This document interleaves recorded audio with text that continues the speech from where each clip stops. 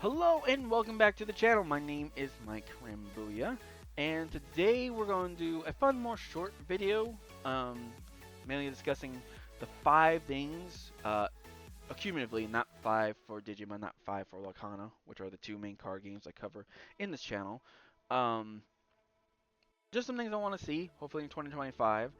Do I expect these things to happen? No. Would I like them to happen? Yes. But this is just my TCG 2025 wish list for both Lorcana and Digimon.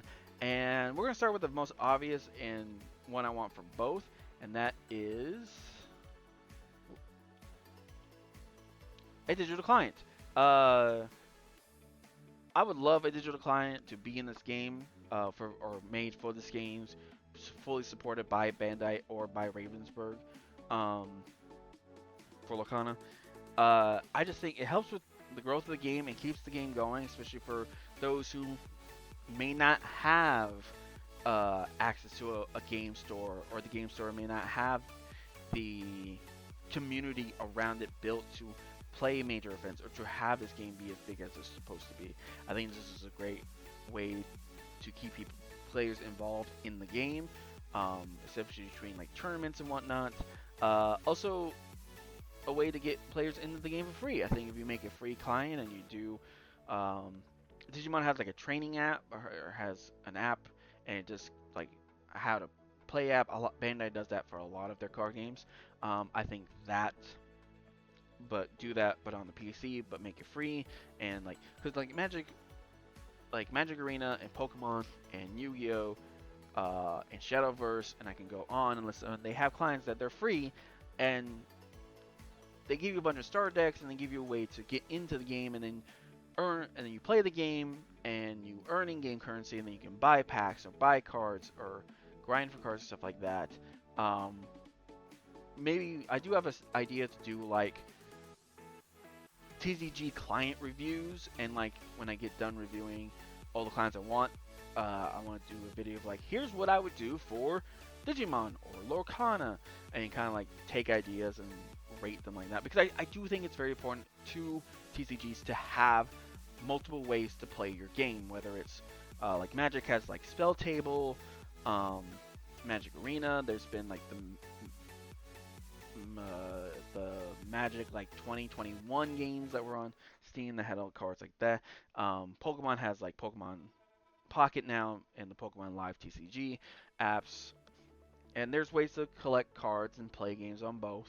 Um, Pokemon, of course, has the benefit of you get a QR code you can scan into their client to then get a free pack in the client. So basically, every time you buy a pack, you get 2 for the price of 1. But stuff like that just helps the game stay alive for players. And also, I know people hate microtransactions, but in all honesty, it's also just a great point of revenue.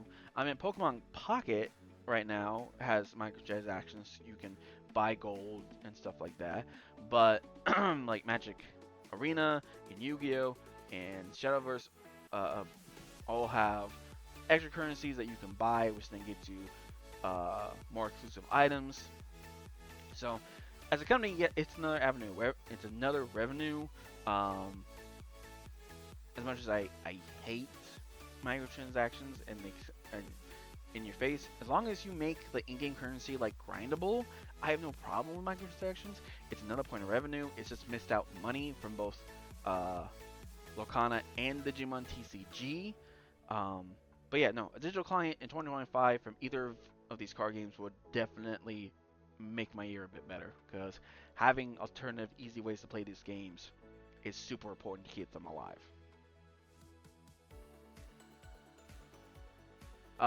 Next up, for my second wish for 2025, Digimon specifically, is variety of products. So products similar to like like trainer boxes, pack bundles, and collection boxes. Personally, I think the something similar. Now, Digimon has done like their adventure boxes, but this is more like every time a set is released, this is what comes out. So every time a set of Pokemon or Magic gets released, there's always like a bundle, which gives you like 6 cards and a couple of goodies, um,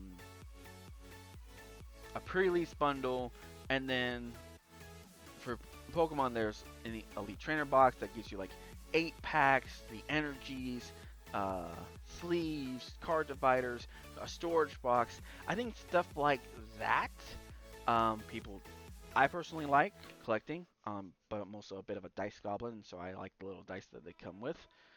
Um, Even with Magic, the same thing, the little dice comes with it. But having cheaper ways to get sealed product. Because right now in Digimon, the only other than the random adventure boxes that come out or like the double packs, there's really no way to get a good bundle of product without spending the $90 to $120 on a booster box, which has the box toppers, which are promo cards, which again, I think with Elite Trainer boxes and collection boxes, they could throw the promos in there. And that's another issue I have right now.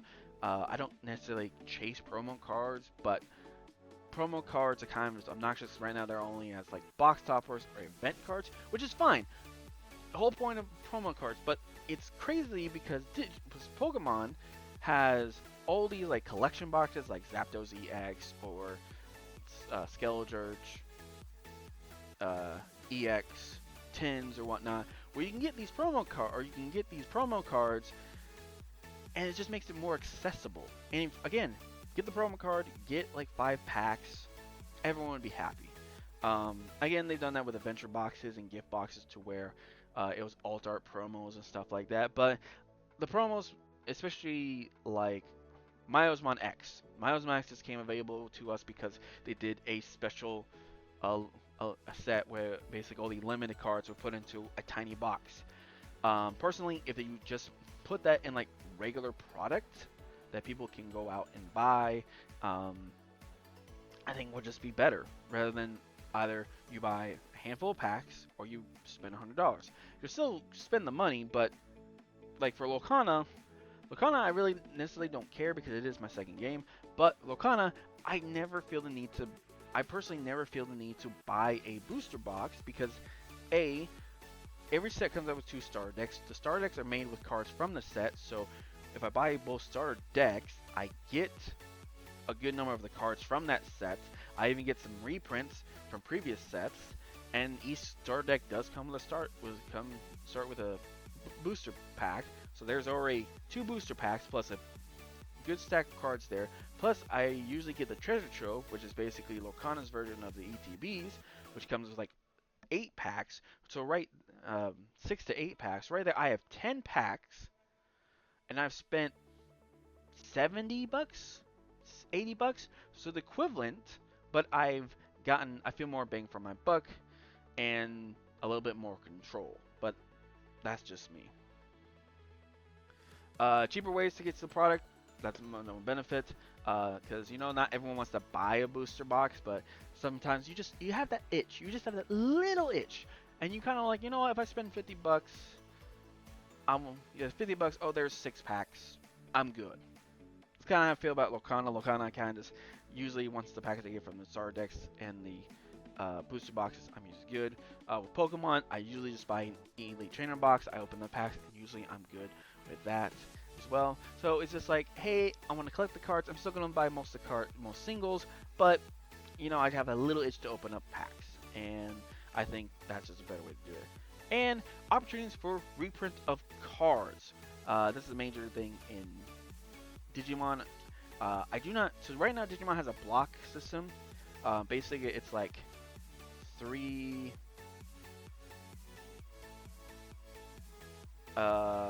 Basically, it's 4 main sets. So historically, it's been 4 main sets and then 2 EX sets. So like block 1 was 6 BT 6, 7, 8, 9, and then EX 1 and 2. And so right now we're in block 4. I do not know if they're ever going to do like a block restriction, but I do think pulling some of the cards from BT 5 and on into the main game would definitely help. They did something like this with the Resurgence boosters, where they reprint a bunch of cards that were from older sets and now they're in the block sets for this.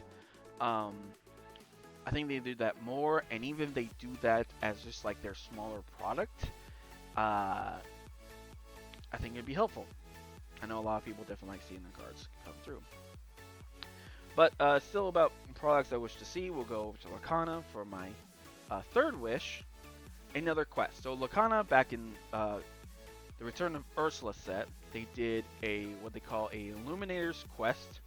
Uh, an Illuminator's Quest was basically PVE style. So up to 4 players can go against this Ursula deck and have this track across the board, and it was super fun.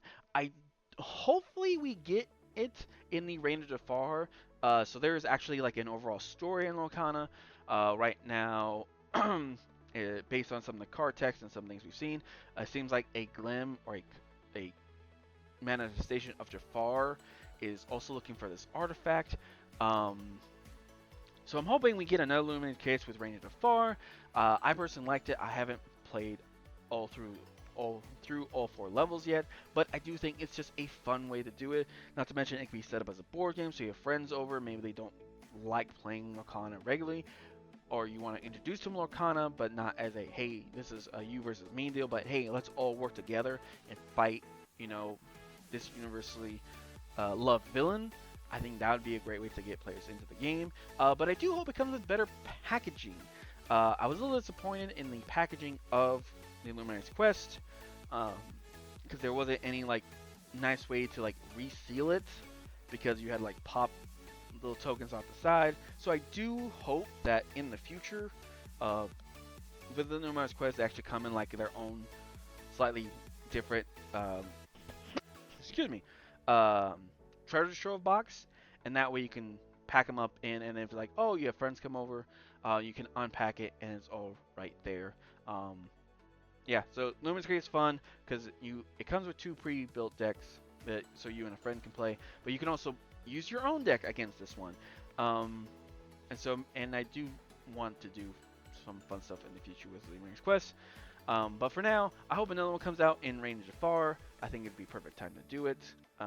I just enjoy when TCGs gives us another way to play the game, and I think Wakana with the Luminous Quest did that, and hopefully they do this not like in every set deal, but when it hits like these peaks in the story, I think that would be really cool. And again, better packaging. That way I can store it, bring it back out. Luckily, I had an empty trove that I put it into, but I think if it just comes with better packaging, uh, easier way just to keep those items safe. That way you can always pull it out and play it with your friends in the future. Next, for my fourth wish, we're going back to Digimon, and it's a set idea. Just a little fun sets to do. I would like a set focused on the Olympus 12. Don't get me wrong, I love Agumon and Greymon and War Greymon and Melgarurumon and Royal Knights and Pulsemon and SOC and all this other fun stuff. But I do think a set focused on the Olympus 12. We already have like Plutomon, Marsmon, Venusmon. Um, so we have some Venus. We already have some Olympus 12 Digimon in there. I would just like to see more representation and not necessarily like a pure copy of like the Royal Knights deck or the 7 Deadly Sins deck, but something just its own like little unique build-off mechanic of Olympus 12. I think would be fun. There's like almost 1,300 Digimon. It'd just be nice to give other Digimon some reputation. I am happy that Atmon is being added to the game to give that series some notoriety and kind of give people for those Atmon supports like, yes, we are Digimon.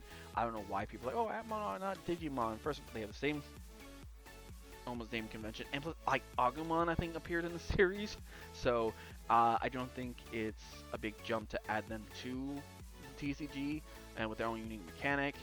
D Reapers are technically not Digimon, and they have an entire deck centered around them. So I do not think adding Atmon would break the game any more than the D Reapers did. But Limbus 12 set would be fun, and no, except for the less known armor Digimon. I mean, there's a ton of armor Digimon, like Rhinomon, that are armor that currently have no representation in the game. I know this column was like a Pokemon issue. It's like, well, we can't put all the Pokemon in TCG because not everyone cares about it. Um, but I think just more uniqueness. Uh, excuse me. More uniqueness in the Digimon card game would help. Um, just to kind of just to give this franchise some fresh air. Liberator's doing that by giving some like Digimon that's been in the series for quite a while new evolutions. So I think the card game can do that by putting Digimon that maybe are not represented well or haven't been in the haven't been in the series too much, and give them like a new fresh breath of air. Plus, make some really fun armor-based decks that aren't Magmon X. Um, that maybe dip into some of the other Digimon and give them a little more uh, variety in their armor decks and make them a bit more playable would be kind of a fun idea. And lastly, my final wish for 2025. This is long shot here. Kingdom Hearts rep in Lorcana. I am not asking for Sora to be put into the game. I just think it would be fun to have like Mickey, Donald, and Goofy in their Disney attire, even call them like Kingdom Defenders or something like that. And it could go on a space theme. I know the gummy ship, exploring space.